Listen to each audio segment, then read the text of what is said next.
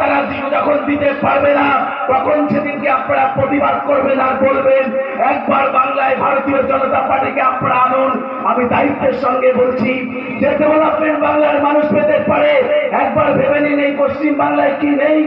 যারা ইতিহাসকে পড়াশোনা করেছেন তারা জানেন যে ভারত যখন পরাধীন ছিল, সেই পরাধীন ভারতবর্ষের আমাদের ইন্ডাস্ট্রির ক্যাপিটাল ছিল এই ওয়েস্ট বেঙ্গল। এই ওয়েস্ট বেঙ্গল থেকে আমরা দেখেছিলাম একের পর এক হেভি ইন্ডাস্ট্রি অর্থাৎ ভারী শিল্প আমরা যাকে বলি, আমরা দেখেছিলাম মাঝারি শিল্প, আমরা দেখেছিলাম কুটির শিল্প। কিন্তু বিগত এই 50 বছরের মার্ক্সবাদী কমিউনিস্ট পার্টি এবং তৃণমূল কংগ্রেসের ক্ষমতায় আমরা সব শিল্প তুলে দিতে হবে। আমরা সেই ব্যবস্থার পরিবর্তন করতে চাইছি, তাই আমরা নাম দিয়েছি পরিবর্তন সংকল্প যাত্রা। আগামী দিন আপনাদেরকেও সেই কথা বাংলার মানুষকে বোঝাতে হবে। সেন্ট্রাল নির্বাচন কমিশন নিয়ন্ত্রণ হয় হয়তো কেন্দ্র সরকারের দ্বারা, কিন্তু নির্বাচন কমিশনার যারা কাজ করেছেন তারা কারা ছিল?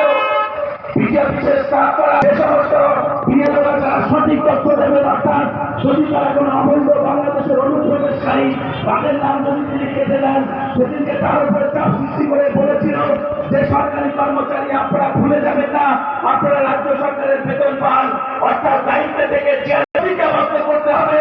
সমস্ত বুথে কোনোভাবেই যেন তৃণমূল কংগ্রেস 100 ভোটে না পায়, 100-র মধ্যে বেঁধে রাখতে হবে। অর্থাৎ 3 সংখ্যায় তাদের ভোট দিতে দেওয়া যাবে না বিধানসভা নির্বাচনে। এই বিধানসভা থেকে যেন আমরা মিনিমাম সবাই, আমি আর বক্তব্য আমি দীর্ঘায়িত করবো না, শুধুমাত্র এই কয়েকটি কথা আমি বললাম। ভবিষ্যতের দিনে আপনাদের পাশে আমরা আছি। লড়াইয়ের ময়দানে বারবার আপনাদের সঙ্গে দেখা হবে। যতক্ষণ না পর্যন্ত বাংলার বুকে ভারতীয় জনতা পার্টি সরকার আমরা প্রতিষ্ঠা করতে পারছি, ততদিন পর্যন্ত লড়াইয়ের ময়দানে দেখা হবে। সকলে ভালো থাকুন। জয় হিন্দ, বন্দে মাতরম, ভারত মাতার জয় হোক। ধন্যবাদ সবাইকে। ধন্যবাদ সুব্রত, ভারতীয় জনতা পার্টি যুব মোর্চার সভাপতি।